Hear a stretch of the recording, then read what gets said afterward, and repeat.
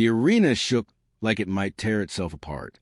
58,000 people had gathered, and together their voices had become a single, unrelenting force, like thunder rolling through a valley with nowhere to escape.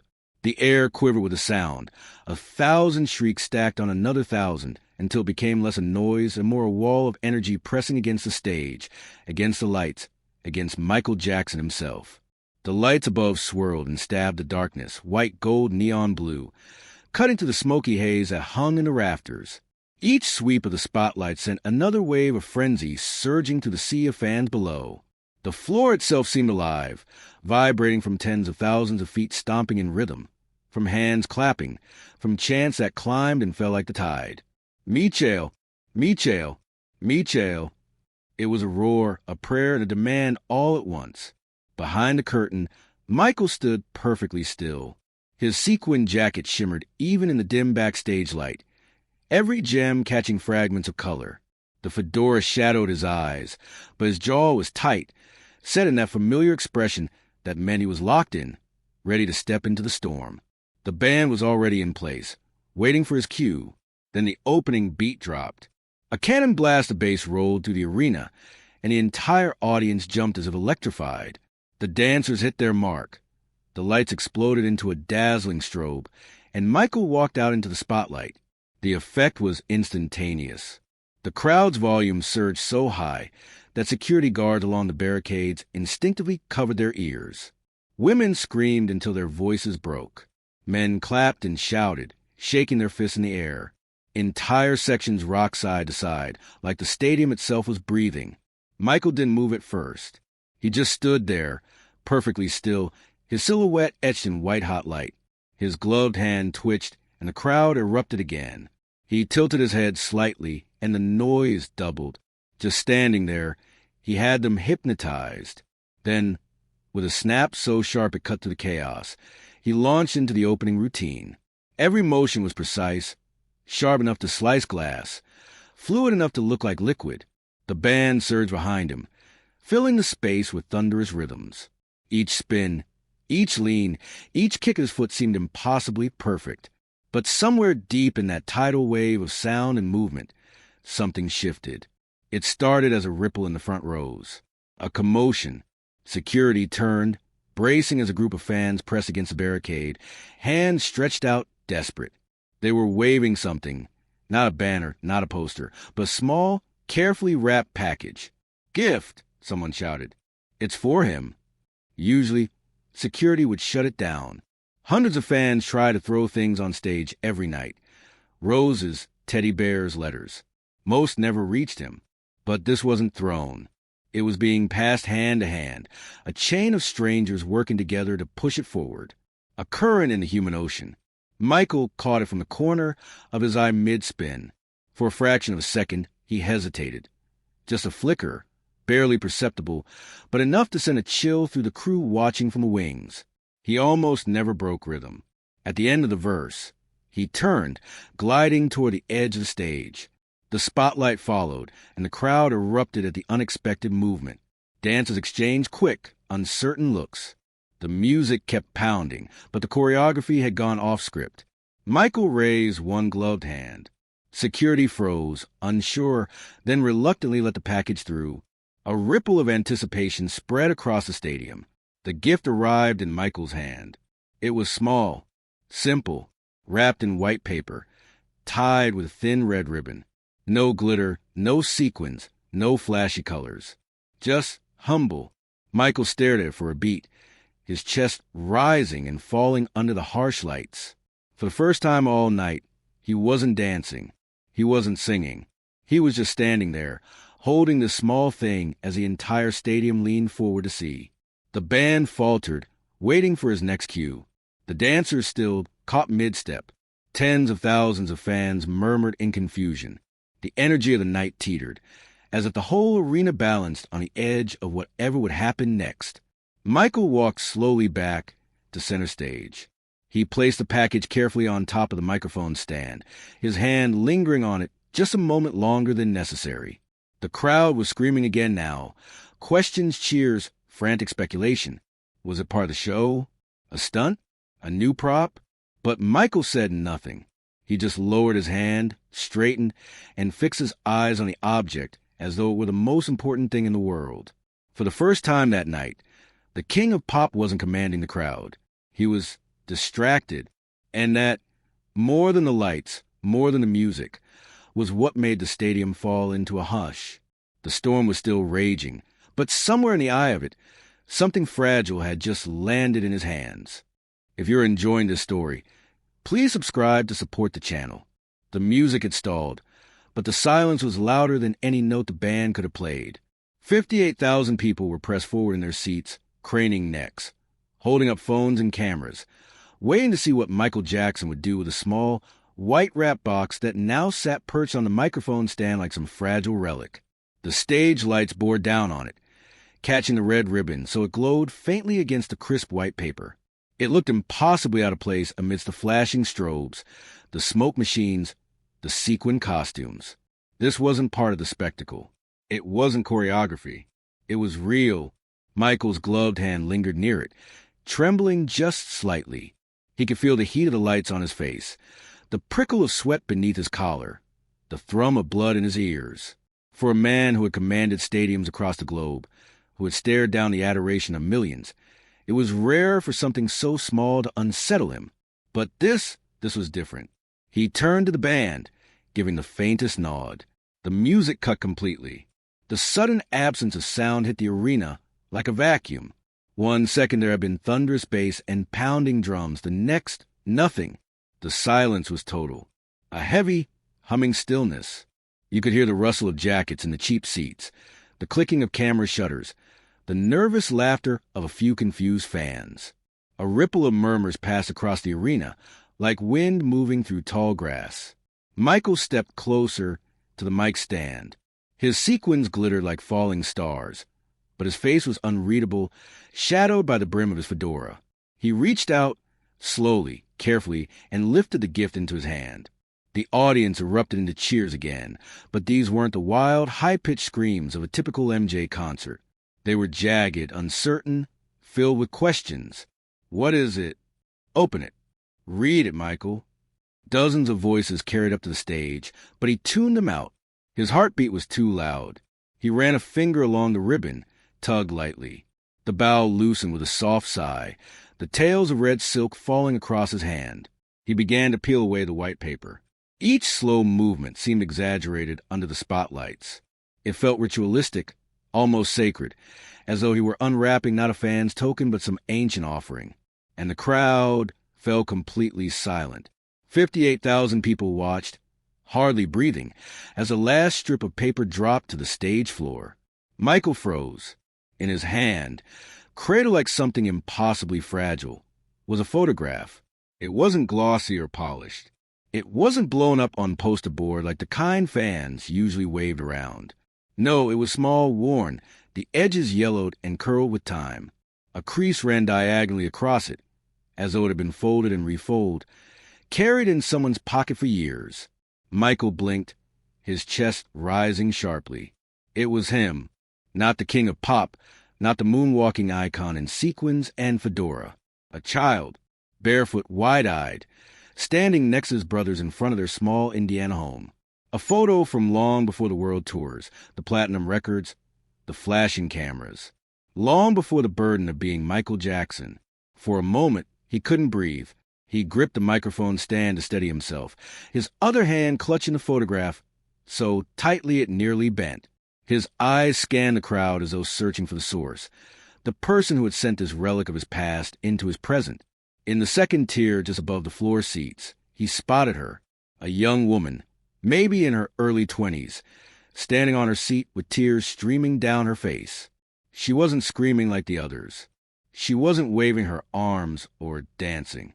She just stood there, hands clasped together, mouthing something over and over. For you, for you. Michael's throat tightened.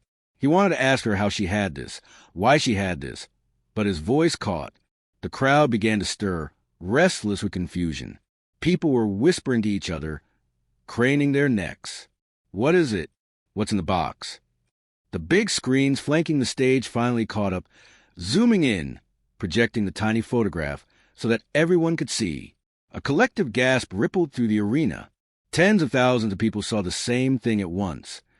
Not the superstar, not the icon, but a boy. A boy who would one day become Michael Jackson. The noise rose again, but this time it wasn't excitement. It was awe. The sound was softer, more human. Michael pressed the photograph against his chest. His sequin jacket shimmered, but his eyes shimmered more.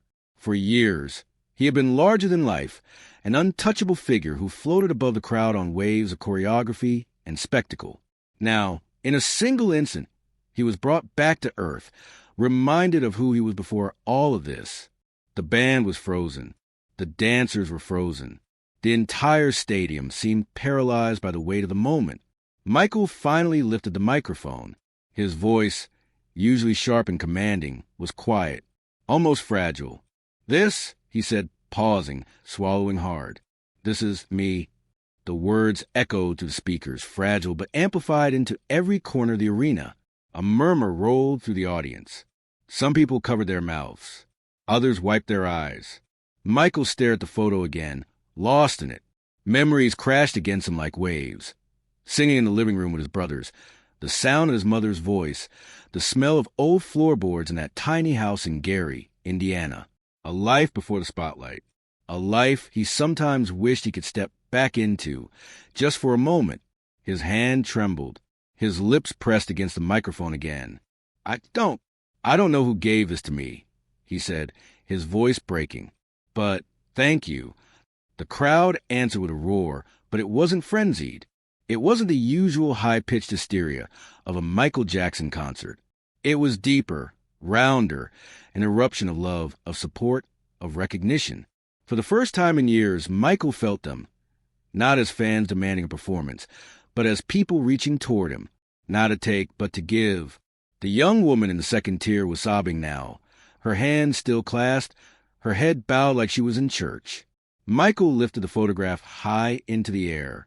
The camera zoomed in again, the image magnified across the jumbotrons.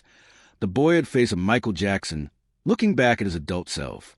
And the arena went silent, not because they didn't know what to do, but because they knew instinctively this wasn't a time for screaming. It was a time for reverence.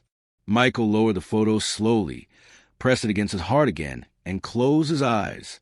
His lips moved, not into lyrics, but into a prayer no one else could hear.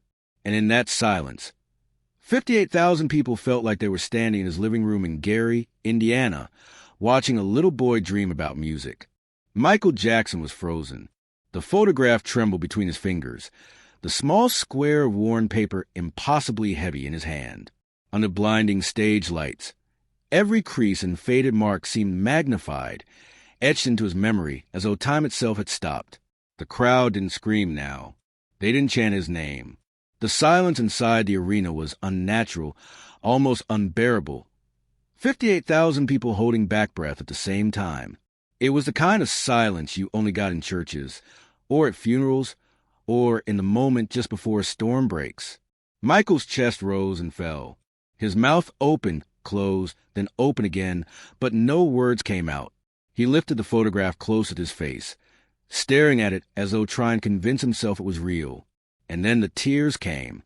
Not cinematic tears, not a stage gesture, but raw, unshaken drops that caught the light as they slipped down his cheeks. The king of pop, the man who had commanded arenas, who had reinvented entertainment, who had seemed untouchable, was crying in front of 58,000 strangers. The dancers, caught mid-routine, had stopped moving entirely. One of them pressed a hand to her mouth, eyes wide, unsure what to do. The band members exchanged uncertain looks.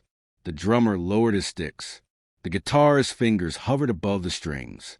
Everyone was waiting for a cue, for a signal, for anything, but Michael gave none. Instead, he stood still, clutching the photograph against his chest like a shield. His shoulders shook.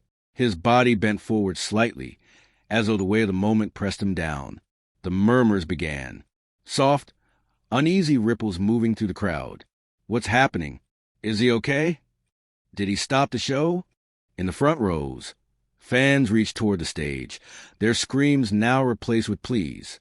We love you, Michael. It's okay. Michael tilted his head up, his lips trembling. The microphone was inches away, but his voice, when it finally emerged, was barely more than a whisper. I wasn't ready for this. The sound system carried those words across the arena, magnifying them, turning them into a thunderclap of intimacy.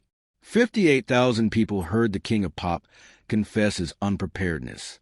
Gasps echoed. Some fans began crying. Others covered their mouths, overwhelmed by the vulnerability. Michael swallowed hard, looking back down at the photograph. His reflection stared back from the glossy surface of the mic stand. Sequins, hat, glove, all the armor he wore on stage. But in his hand was something that stripped all of it away. A memory, a reminder, a boy who once dreamed of music, not a spectacle. The silence pressed heavier. The stadium had never been this quiet. A stagehand at the wings shifted, ready to intervene, but one of Michael's brothers, watching from the side, raised a hand to stop him. They knew this wasn't a technical glitch or a rehearsal gone wrong. This was something Michael had to walk through himself. Finally, Michael lifted the microphone. His hand shook, but his voice carried. Sometimes you forget who you are. He paused, the words hanging in the thick silence. You forget where you came from. You forget the little boy inside of you. The crowd was utterly still. You could hear a pin drop, or the faint hum of the air conditioning, or the occasional sob of a fan in the stands. Michael wiped his face with the back of his glove, but the tears didn't stop. His eyes locked onto the young woman in the second tier, the one who had sent the gift forward.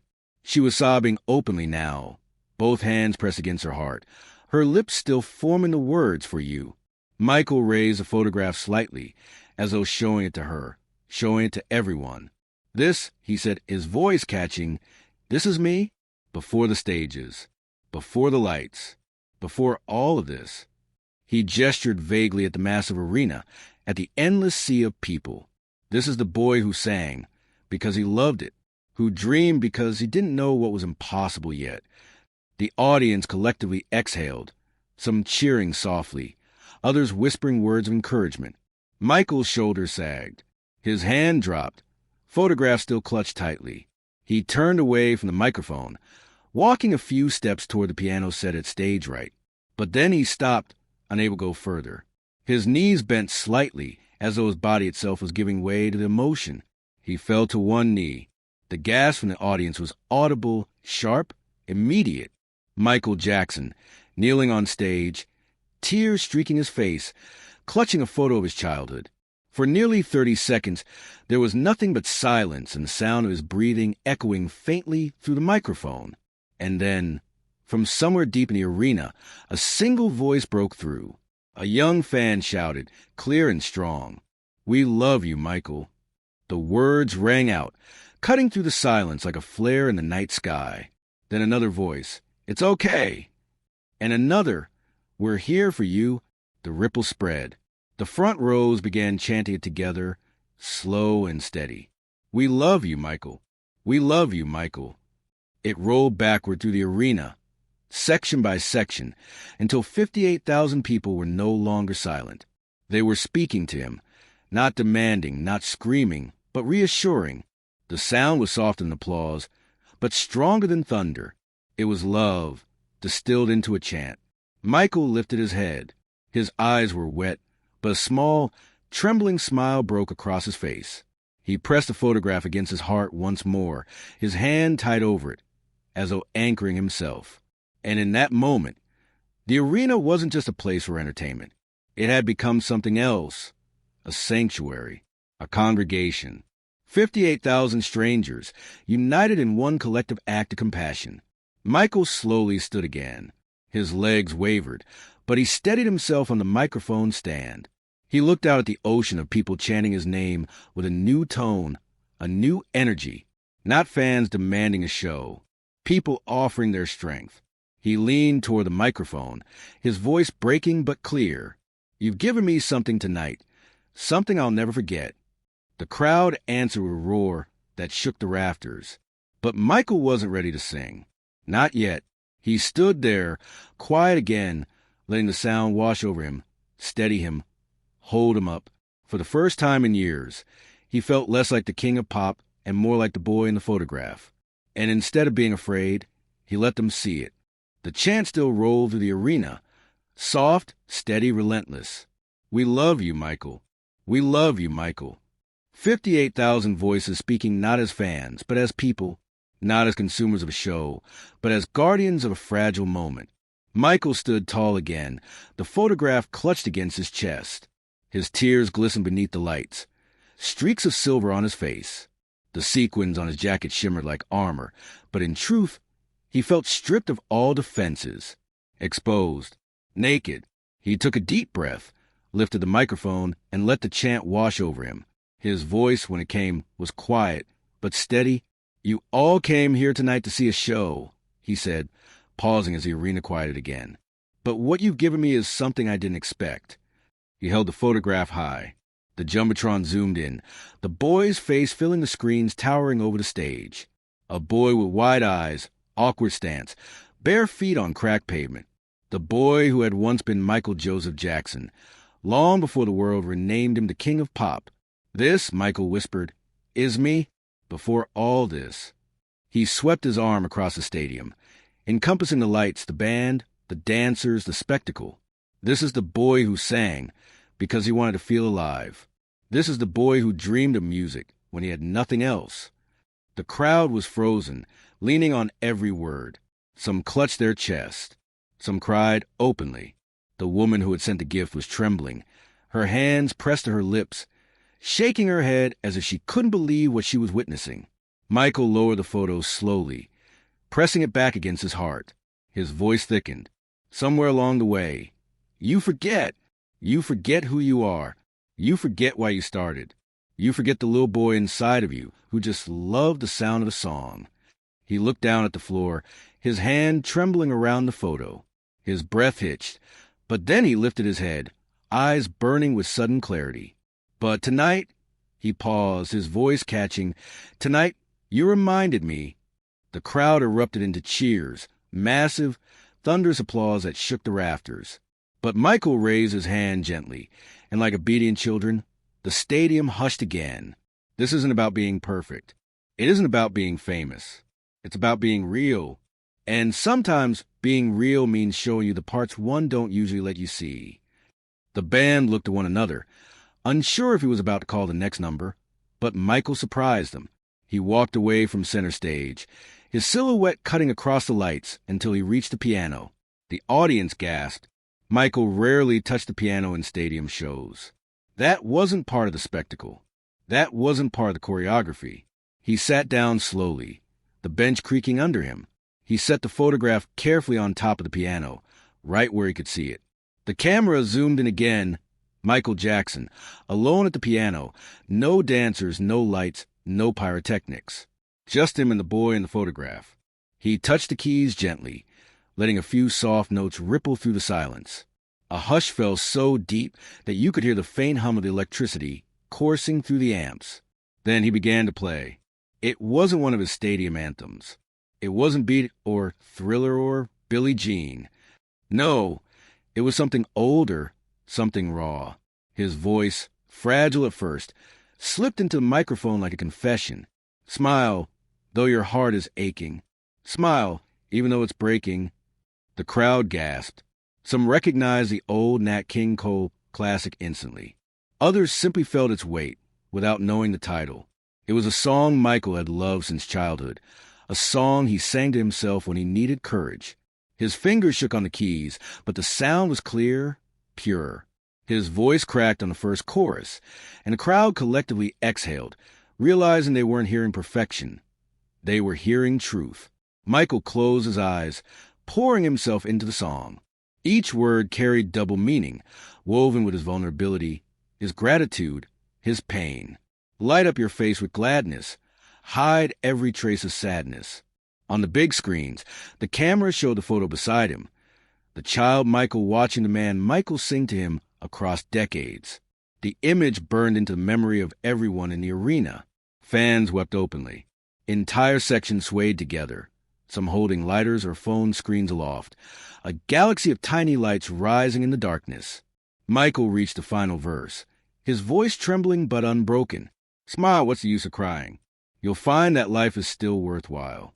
If you just smile. He let the final word linger, echoing across the arena like a prayer. Then his hands fell from the keys, and he bowed his head over the piano.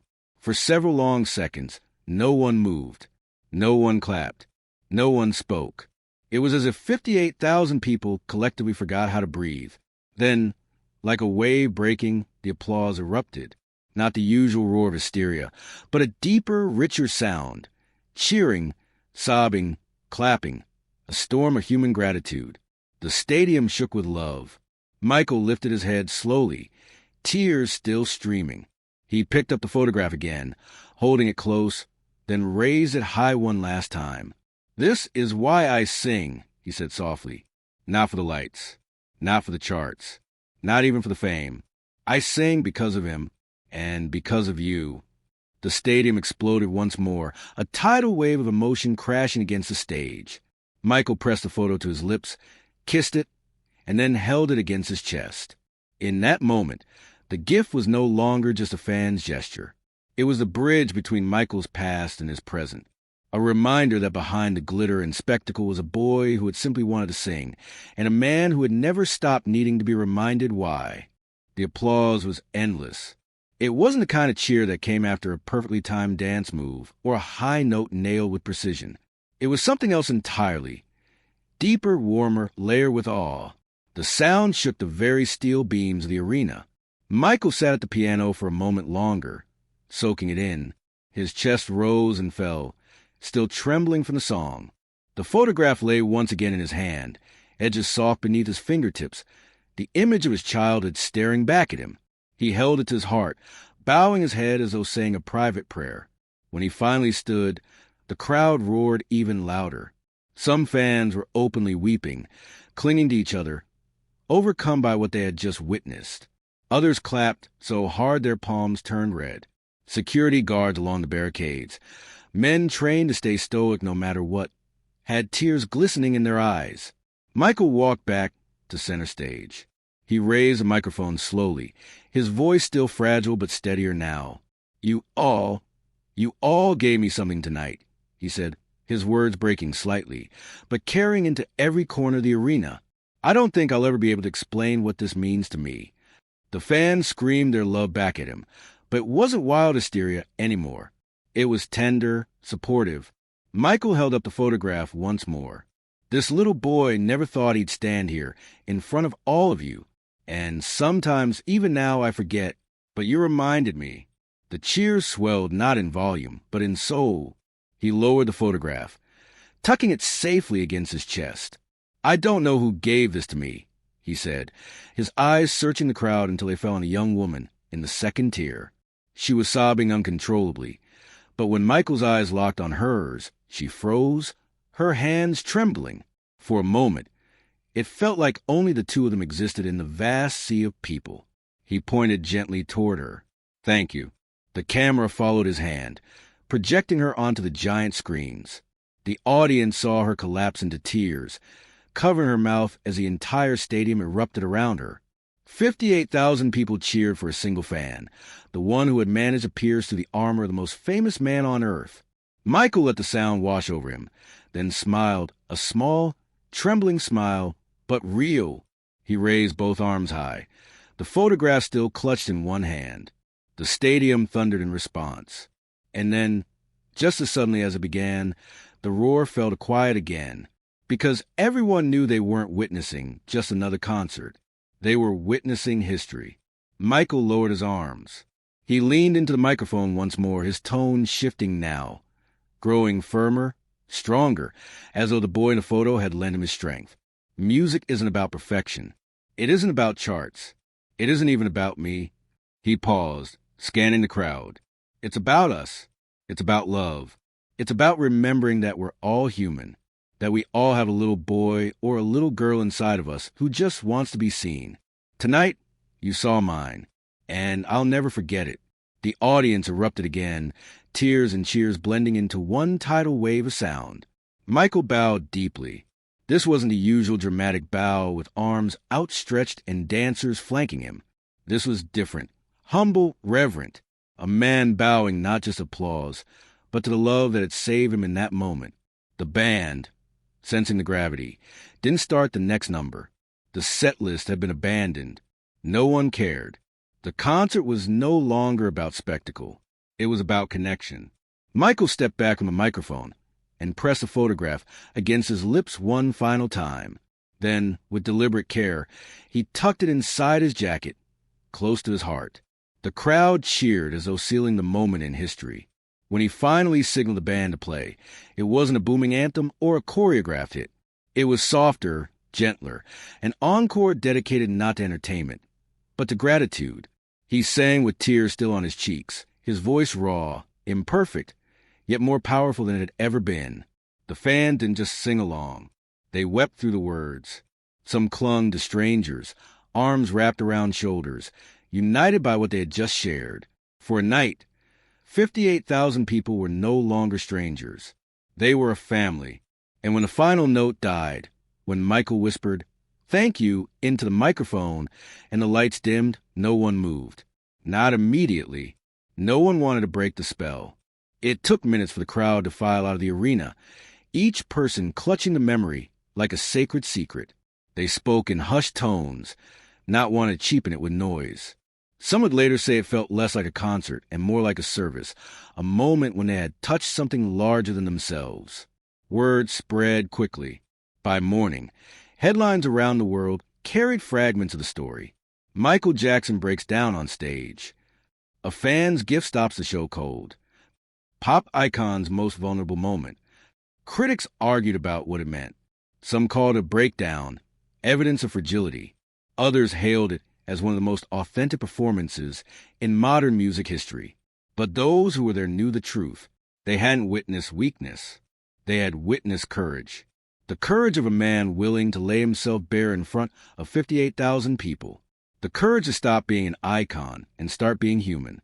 For the rest of his career, Michael carried that photograph with him. Not always on stage, not always in public, but close. A reminder of the boy who started it all. A reminder of the night a stranger handed him back his childhood in the middle of a stadium. And for the fans who were there, the story became legend. They didn't just brag about hearing Billie Jean live or about seeing the moonwalk. They told their children and grandchildren about the night Michael Jackson cried, sang at the piano, and showed them who he truly was. One fan put it best years later. "I came to see the king of pop, but that night I met Michael." The memory lingered. The chant lingered. The photograph lingered. And the night a fan's gift stopped Michael Jackson in his tracks became immortal. If you like this story, please subscribe to support this channel.